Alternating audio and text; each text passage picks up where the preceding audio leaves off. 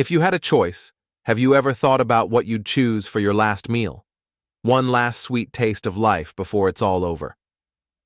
Timothy McVeigh asked for 2 pints of mint chocolate chip ice cream. John Wayne Gacy requested a bucket of KFC, which isn't surprising. At one point, he managed 3 of the restaurants. Ted Bundy, however, refused to choose, so he was given the standard last meal on Florida's death row: steak and eggs.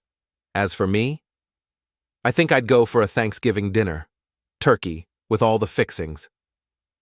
On February 1st, 2019, former Georgia lawyer Richard Merritt was preparing to eat his last meal, his favorite meal: spaghetti bolognese, salad, and garlic bread. But there was a twist. His 77-year-old mother, Shirley, was the one cooking it. This wasn't the last meal of Richard's life. He wasn't on death row. Instead, it was his last meal before he was scheduled to turn himself in to begin serving a 15-year prison sentence. Hours later, the table was set, the noodles were cooked, and Shirley's famous bolognese was still on the stove. But no one would ever eat Richard Merritt's last meal because Richard had a few more crimes to commit. Join me now as we examine the case of Richard Merritt, a small-town lawyer who swindled his most vulnerable clients, only to have the entire scheme blow up in his face. You'll hear how this successful lawyer's fall from grace ultimately ended in the most shocking and unpredictable tragedy, with the person who loved and supported him in his darkest timeline brutally murdered. It's no secret that the legal profession routinely gets a bad rap in popular culture. Time after time, we see lawyers portrayed on TV as sleazy, greedy, manipulative, or dishonest. From unscrupulous defense attorneys to the lowly ambulance chaser, it's often joked that 90% of lawyers give the other 10% a bad name. After all, not everyone can be Perry Mason or Ben Matlock. But despite those silly jokes, after listening to as much true crime as we all do, we know by now that having access to a good lawyer when needed can make all the difference in the world. That's exactly what elderly sisters Claire and Ingrid Hansen had hoped for when they sought assistance from attorney Richard Merritt in 2014. The law office of Richard B. Merritt was located in the affluent suburb of Smyrna, a city often ranked among the best places to live in America. He'd only started his practice 4 years earlier, but since then, business was booming. In the spring of 2014, the Hansen sisters hired Richard to file suit against 2 auto insurance companies. But months and months went by without any movement on their case. Oddly enough, Richard could never seem to find the time to speak with the sisters about it. Naturally, Ingrid and Claire became increasingly frustrated with their attorney, but nothing could have prepared them for the news they were about to receive. In November 2014, the sisters learned that their case had already been settled out of court for $70,000, and this had apparently happened back in October, a whole month earlier. But Richard never told them about it. Worse, he'd never given the Hansens a single dime from the insurance checks. He had settled the claim and kept all the money for himself. As you can imagine, the Hansen sisters were furious and reported what had happened to local police.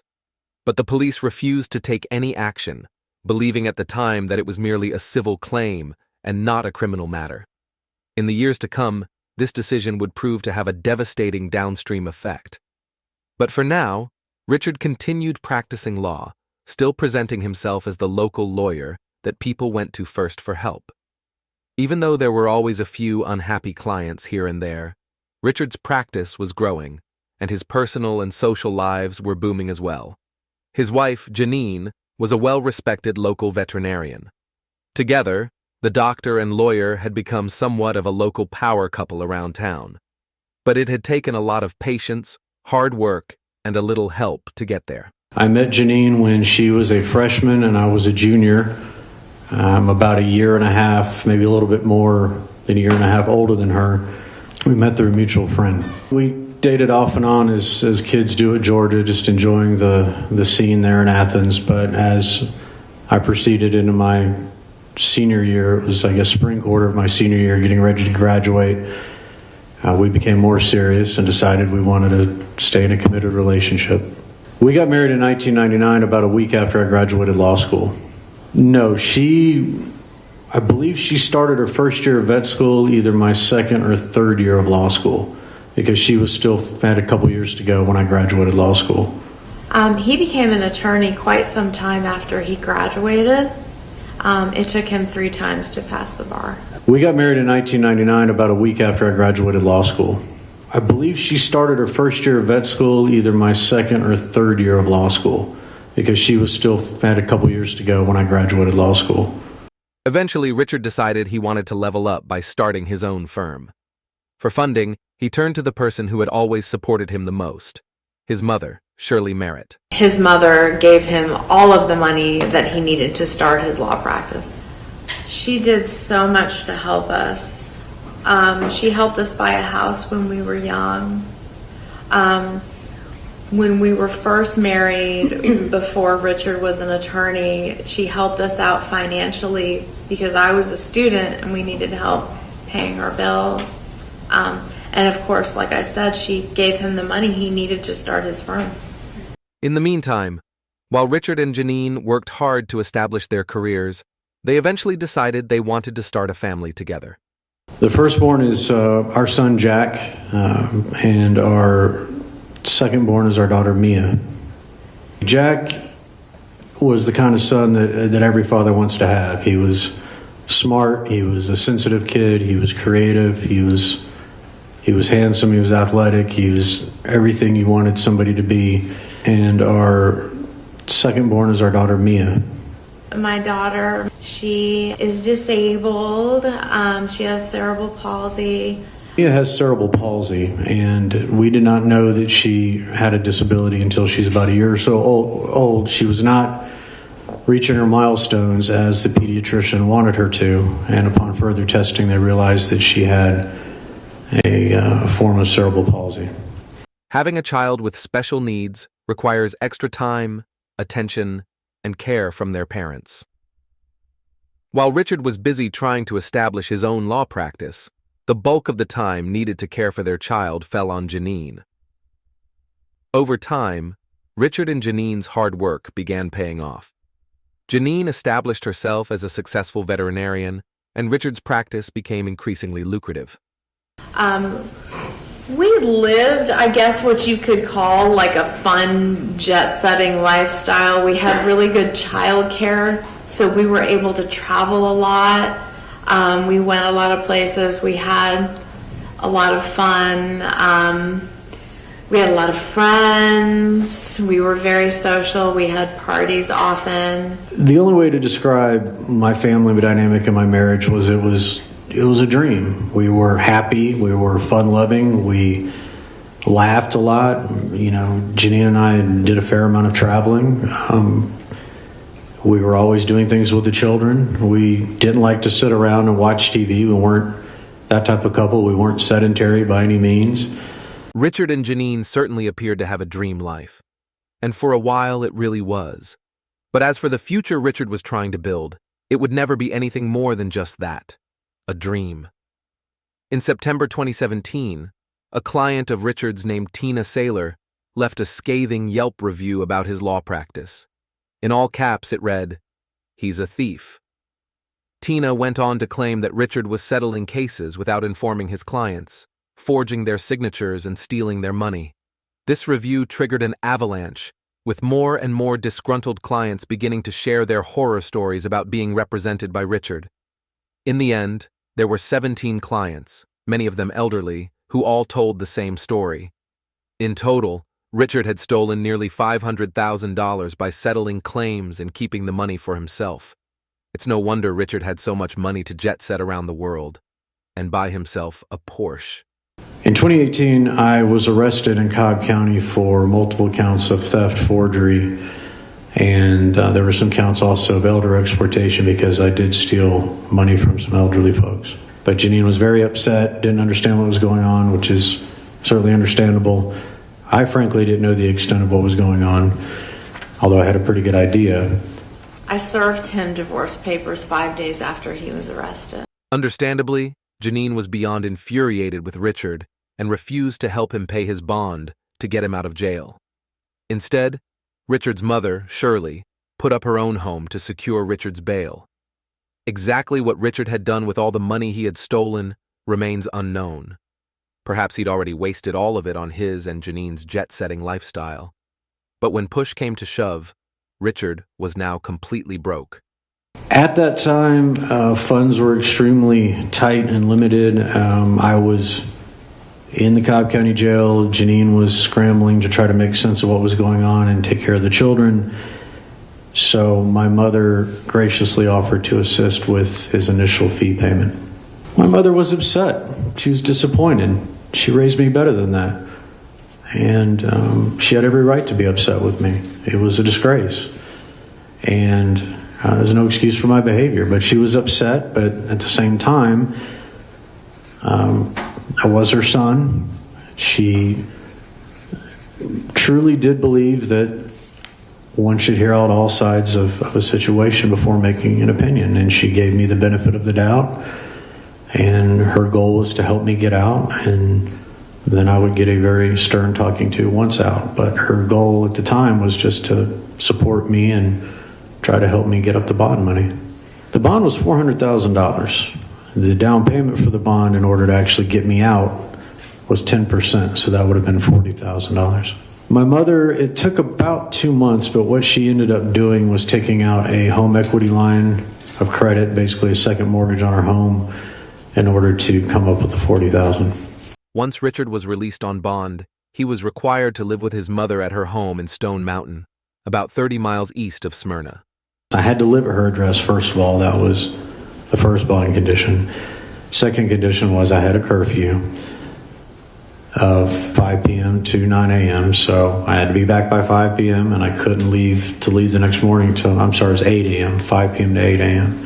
For the better part of the next year, Richard followed his curfew, wore his ankle monitor, and lived with his mother while awaiting trial. While Janine had no interest in reconnecting romantically with Richard, she still allowed him to spend time with their children and continued bringing them to Shirley's house so they could spend time with their grandmother as well. Her grandchildren were her entire world. She was at birthdays and baseball games and band concerts, and I would bring the kids over there to see her, and I did go over there and see her. By January 2019, in the weeks before Richard's trial, Shirley Merritt had become more and more stressed about the whole ordeal. Then, on January 14th, she opened up a mailbox to find a cartoon drawing of a courtroom scene. It was captioned, "To me in January 18th for another edition of Georgia Cobb County Justice," implying that the system was going to let Richard off easy for his crimes. For Richard and Shirley, they viewed this as a threat from enraged members of their community. To them, the cartoon meant that if the courts didn't take care of Richard, someone else would. The night that she received the cartoon, she was upset. She started feeling dizzy, having difficulty breathing, having chest pain, and she just was very concerned about the cartoon, about the effect on Janine and the kids. And I should add that Janine felt as if, she didn't feel. She was quite adamant that she was keeping my son Jack home from school the next day and she wasn't going to go to work. My mother had these symptoms. She decided that she needed to go to the ER. And I think she was admitted at early morning hours of the 15th, and she was discharged sometimes on the 16th. 2 days after Shirley's discharge, Richard Merritt appeared before a judge in a Cobb County courtroom and pled guilty to 34 felonies. The judge heard testimony from the victims all day. I believe I was the final person to testify. And then the judge pronounced his sentence 4:35 in the afternoon. The sentence was 30 to 15. Plus, I had to pay back $526,000 in restitution. With Richard's 15-year prison sentence, he proved anyone wrong who thought the system would go easy on him. But the judge didn't grant Richard a small courtesy. He gave Richard a period of 2 weeks to get his affairs in order before turning himself in to begin his prison sentence. Understandably, this didn't sit well with the victims of his crimes. With Richard still wearing his ankle monitor and his own mother's house securing his bail, the judge felt safe giving Richard 2 weeks to prepare himself for a 15-year prison sentence. I wasn't surprised. I wasn't upset. I accepted my punishment, and my mother and I got in the car and we left and went back to her house in Stone Mountain. That weekend, we kept the kids. I spent time with my children like I did a lot of the weekends during my 10 months out on bond. They wanted to see me, I wanted to see them. At this point, Shirley was pretty much the only person on earth who was willing to support her son, regardless of how disappointed she was in what he had done. But the weight and stress of Richard's situation continued to take its toll on both her mental and physical well-being. For support, Shirley turned to one of her closest friends in the world, her late husband's cousin, Mike Jeffcoat. My name is Mike Jeffcoat. I'm 71. I am retired and have lived in Alabama every year except one since 1973. Shirley was married to my first cousin, Ken. Ken passed away in 2000, I believe. I have known Shirley for as long as I can remember, and I just always thought she was a very genuinely nice person. She worked in different capacities as her husband was transferred around the country. When they lived in D.C., she was a realtor in the D.C. area, in Northern Virginia, and also worked at here most recently before her death at Children's Hospital. She was an excellent cook. She was a great baker. She could make a coconut cake that would bring tears to your eyes. And she was just a genuinely sweet person. Even after Shirley's husband's passing in 2000, Mike and Shirley made it a point to remain close. We would talk on the phone, we would text. There were 2 or 3 times when I was in Atlanta for extended periods, and I would stay with Shirley for a period of time. We were friends. His mother ended up telling me he was accused of fraud and elder abuse. She loved both of her sons, and to see Richard throw away his whole life by stealing from clients just broke her heart, knowing that he was going to prison. Richard's clock was ticking, counting down the days until he would turn himself in to face a 15-year sentence. As the day got closer and closer, Shirley began to question whether or not she could even bring herself to drive her son to prison. I was aware that he had to turn himself in on February the 1st by 5 o'clock. And I knew that would be very, very difficult on his mother. So Shirley and I and Richard had been texting and talking back and forth that week. And my wife and I decided that we would go over there on February the 1st, and she would stay at home with Shirley, and I would take Richard to report to prison. Richard spent the final days before February 1st getting his affairs in order and making sure to spend some time with his children. My son Jack expressly wanted me to pick him up at his school in Buckhead that Wednesday and Thursday to try to get as much time together as we could. And I certainly complied with that and wanted to spend time with him. That Thursday, we went for an early dinner. I took him to the Longhorn Steakhouse in Kennesaw off of Barrett Parkway. We finished kind of early. We walked around the REI sporting goods store because we both enjoyed outdoor things together. I talked to him frequently during that time because he wanted to get some affairs in order and see the children and say goodbye to the children. Thursday night of that week, we met in a Starbucks parking lot and he said goodbye to both of the children. While Richard was saying goodbye to his children, Janine informed him that their daughter, Mia, had a routine appointment with a neurologist the next day at 8 a.m. That day was supposed to be the day he turned himself into prison. At my daughter's appointment, she had an appointment with her neurologist early that morning, and he met us there at the appointment, which was unusual because for most of Mia's life, I went to all of her doctor appointments without him. I walked in, said hello to everybody, gave Mia a hug, and sat down and listened to what the doctor had to say. The way Richard tells it, That doctor's visit was a perfectly normal and casual event for him to be a part of. However, Janine's perspective was quite different. His demeanor was very strange. He didn't speak. He didn't look at anyone. He didn't talk to me or the doctor. At the conclusion of that appointment, the doctor said, "Janine, let me walk you to your car," because he didn't like the way Richard's aura was and his behavior. So me as doctor walked me to my car out through the employee entrance and stood with me until we safely got in the car and drove away. Richard did not walk me to my car. The doctor did not allow it. Richard's behavior at the appointment had been unsettling to Janine, but she was somewhat relieved by the fact that he'd be going to prison later that day and wouldn't be her problem anymore. Meanwhile, Mike Jeffcoat and his wife had already left their home in Alabama to make the 3-hour drive to Shirley's house. We knew this was going to be terribly difficult for her. We told her if she wanted us to stay at her home that night, we would. If not, then we would just turn around after I dropped Richard at the Cobb County Courthouse and go back to Birmingham. Richard's tracking anklet shows that after leaving Mia's appointment, he arrived back at his mother's place at 9:38 a.m. Exactly 1 minute later, Mike received an unexpected message from Shirley.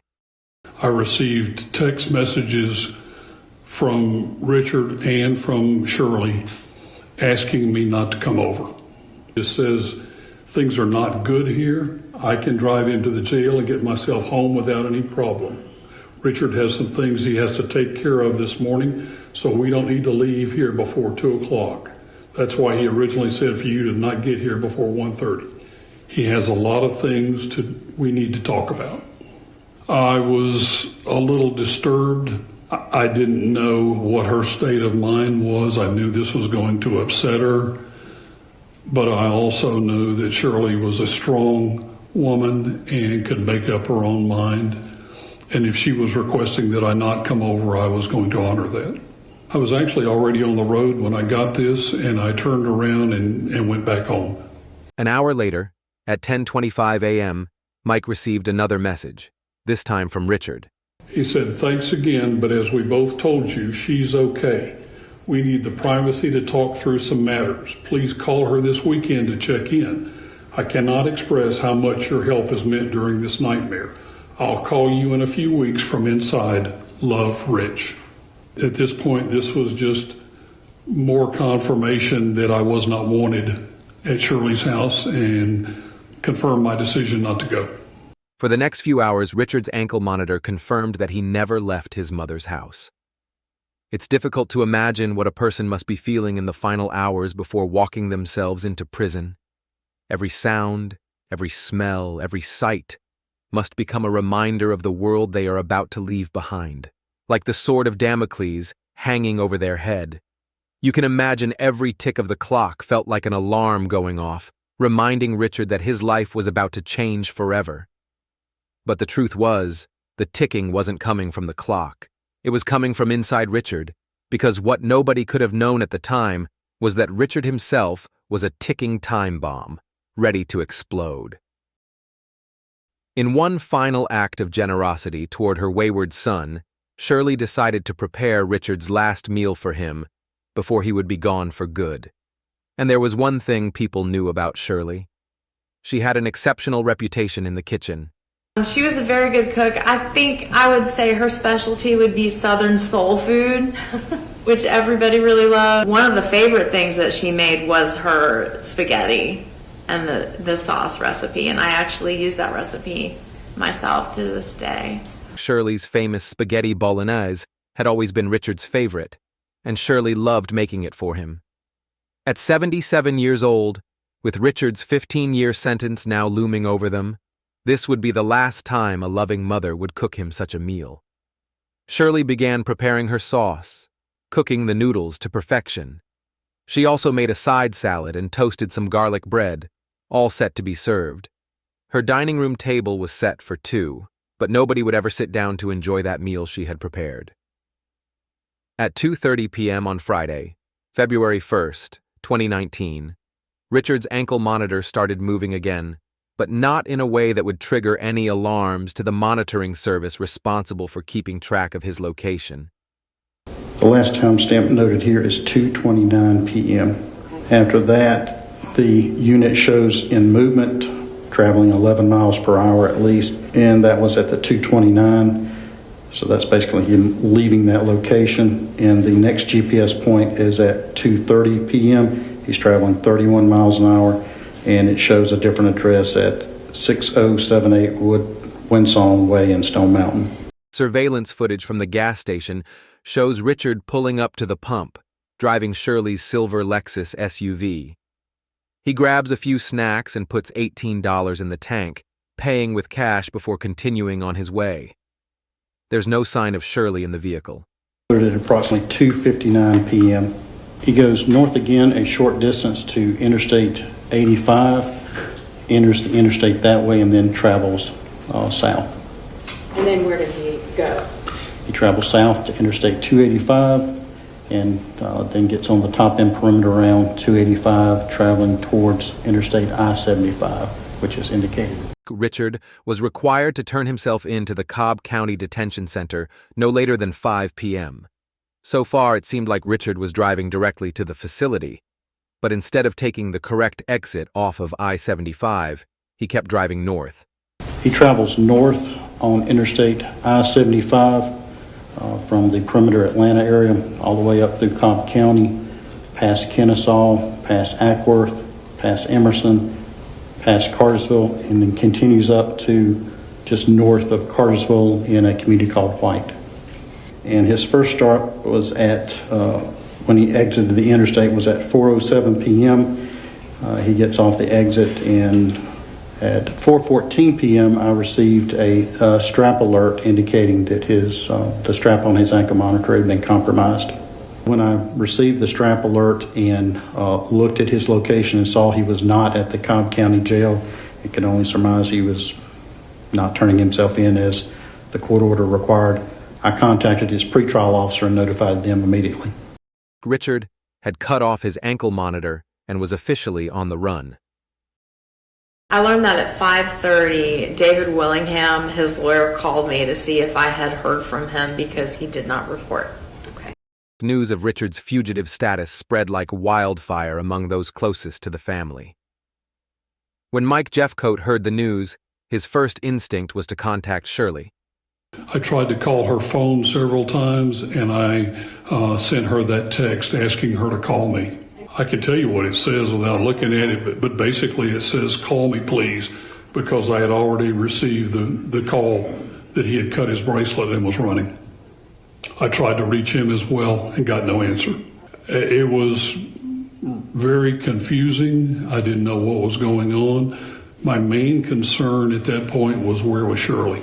I was informed that someone had called the DeKalb police to come out and try to enter the home and see if Shirley was in there. The police went to Shirley's home to perform a welfare check just before 6 p.m. on that Friday night. However, when the officer arrived and knocked on the door, there was no answer. All the doors to the house were locked, and there were no signs of forced entry or any indication of a struggle or foul play. The police had no cause to force entry into Shirley's home. When I got word that the DeKalb police had gone there and did not have probable cause to make entry, after that I talked to Janine. I said, I need to get into that house. It's late now. I was going to meet Janine and her dad the next morning at about 9 o'clock Eastern Time at the entrance to that subdivision to get the key from her to go into the house. They wanted to enter the house with me, and I told them no, because I didn't know what I was going to find. Okay. And so I took the key and went to the house. I checked all the doors. All the doors were locked and secured. And so I went around to the back door and made entrance. I walked in and was checking the rooms as I went through there and did not see anything. And then I moved on into the kitchen and the den. And there's also a bedroom on the first floor. Didn't see anything there. Went around to the living room, and there wasn't any, in the dining room, and there wasn't anything there either. And then I came back downstairs and was going into the downstairs area, the basement area. I opened the door to the basement area. The door was not locked, but it was shut, and the light was off. I went down the steps, and you had to go down and make a turn to the right. And when I made the turn to the right, after I'd flipped the light on, Shirley's body was laying at the bottom. I called her name. She didn't respond. I went down, checked for a pulse. There was none. And at that point, I knew it was a crime scene, and I backed out. The scene that Mike Jeffcoat stumbled upon was both horrific and brutal. A tragedy made all the more devastating by the fact that the victim had been one of his closest friends for as long as he could remember. As soon as Mike stepped back outside the house, he dialed 911 and reported what he had found. Within 5 minutes, the police arrived on the scene. So just upon initial examination, she was lying on the ground on her left side. It appeared that just looking at the back side, there was dried blood from what appeared to be a cut. And that's all I could initially tell without tampering with the body before medical examiners arrived. The sheer amount of violence Shirley endured at the hands of her killer was once unthinkable. She had been repeatedly stabbed and bludgeoned with a 35-pound dumbbell throughout the entire house. There was no sign of a struggle or any other indication of why Shirley had been murdered. The only evidence left behind was the bloody scene at the bottom of the stairs. DNA tests on the knife and the dumbbell would later prove inconclusive in identifying the perpetrator. However, the only person known to have been in the house with Shirley that day was her son, Richard. The same convicted felon who had just cut off his ankle monitor, absconded from prison, and was now a fugitive on the run.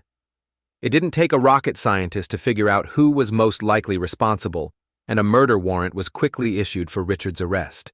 The only problem was, without the ankle monitor, it was impossible to know where he might have gone. Over the following days, the U.S. Marshals launched a full-scale manhunt, confident that Richard would make a mistake and get caught. But days turned into weeks, then months, with no sign of Richard. He had completely vanished, like a ghost.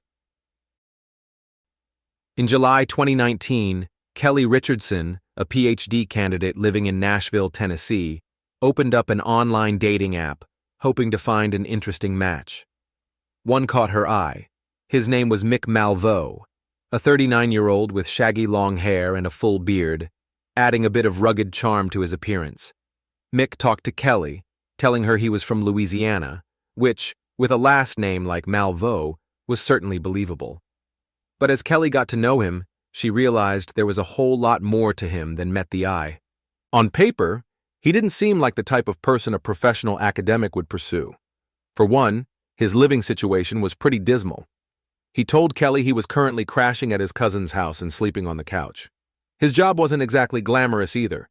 He worked as a bartender at a local dive bar called Daddy's.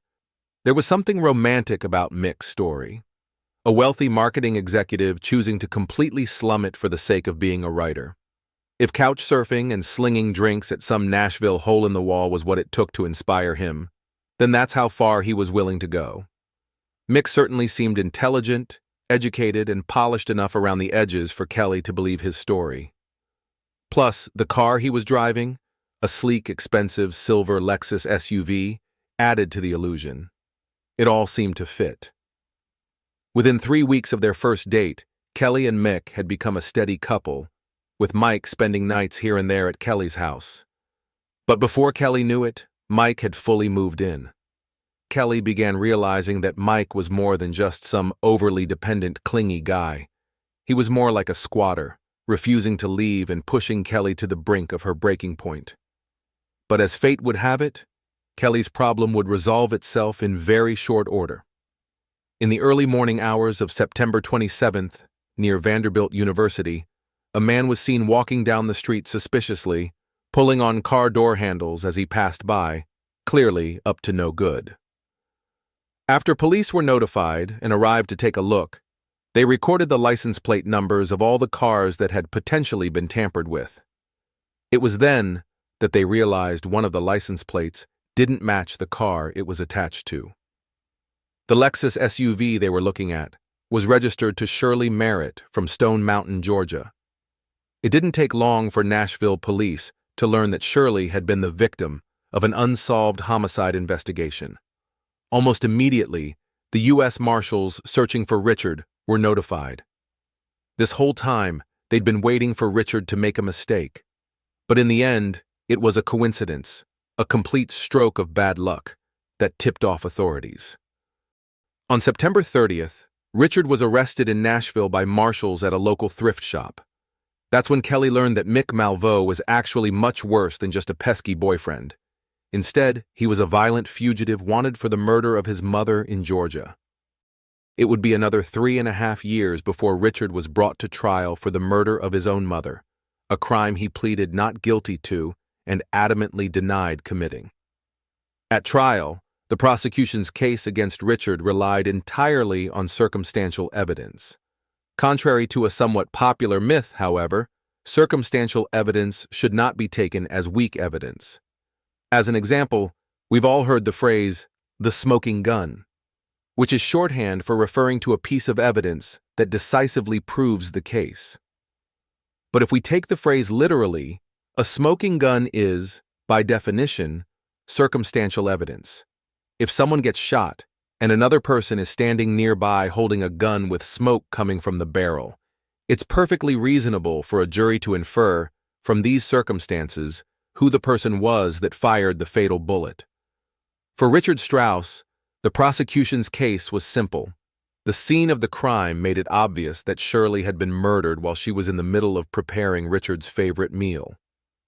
There were also zero signs of forced entry or any struggle inside the house. The data from Richard's ankle monitor proved he'd been at Shirley's house during the presumed time of the murder. Then there were the murder weapons, both of which had come from inside the house. The chef's knife from Shirley's kitchen and the 35-pound dumbbell that belonged to Richard. If someone else had come to the house with the intention of killing Shirley, you'd think they would have brought their own weapon.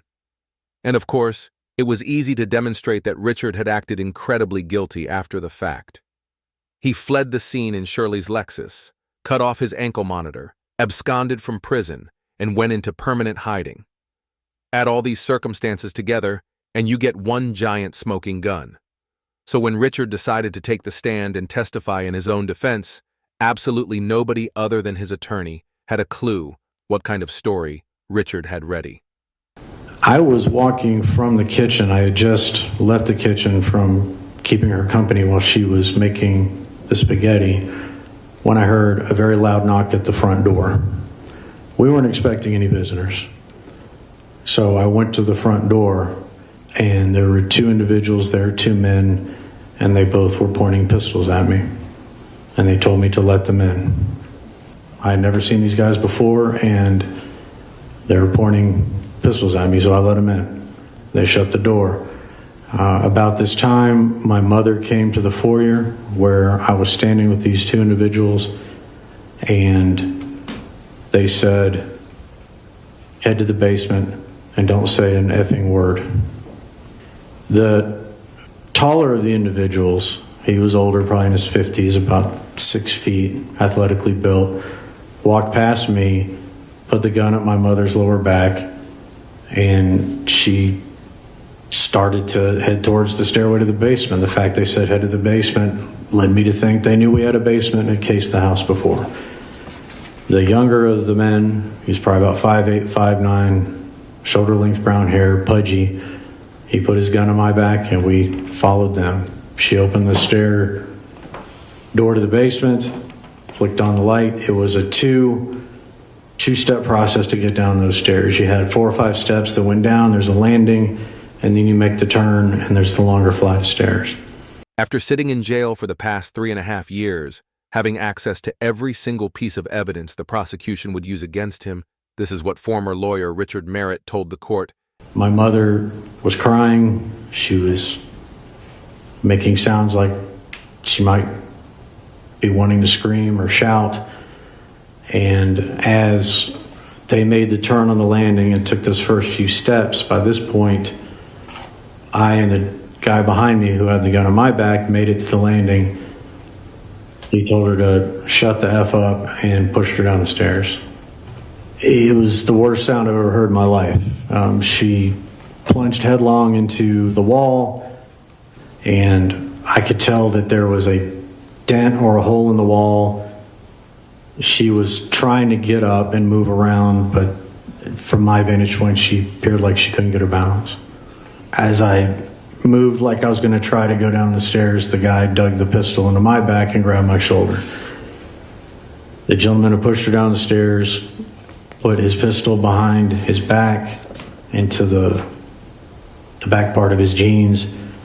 He ran down the stairs, turned the corner, and came back with the 35 pounds. This monster took this dumbbell and proceeded to bludgeon my mother right in front of me. And she stopped moving at this point. He then told the man who had his pistol in my back to bring me down to the bottom of the stairs. They shoved me over to the tile where the dumbbell rested, and then the older guy took off up the stairs. He came back a few minutes later with the kitchen knife and proceeded to stab my mother repeatedly in front of me. I cannot believe what I was seeing. I didn't understand what would be the purpose because she wasn't moving. Why is any of this happening? It was a complete and utter nightmare. There's nothing I could do. I had a pistol to my back. I couldn't believe this was happening. I had no clue who these people were or why they were doing this to us. So he stabbed her with such force that the handle broke off the knife. I didn't realize at the time that the knife was still stuck in my poor mother's face.